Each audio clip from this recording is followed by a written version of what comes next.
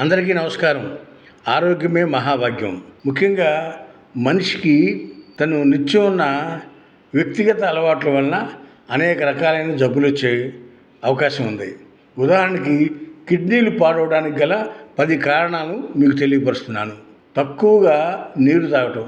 అంటే కొంతమంది నీరు చాలా తక్కువ తాగుతారు, కానీ మనిషి ప్రతిరోజు నిత్యం 2 నుంచి 4 లీటర్ల వరకు నీరు తాగటం వలన చాలా ఆరోగ్యంగా ఉంటారు.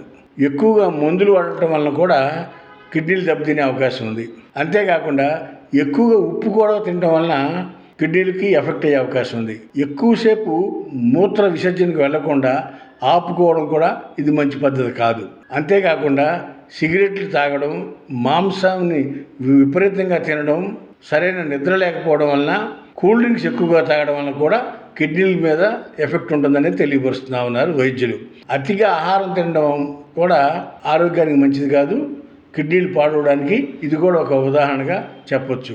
ఇన్ఫెక్షన్ అంటే శరీరంలో కొన్ని ఇన్ఫెక్షన్స్ వస్తాయి.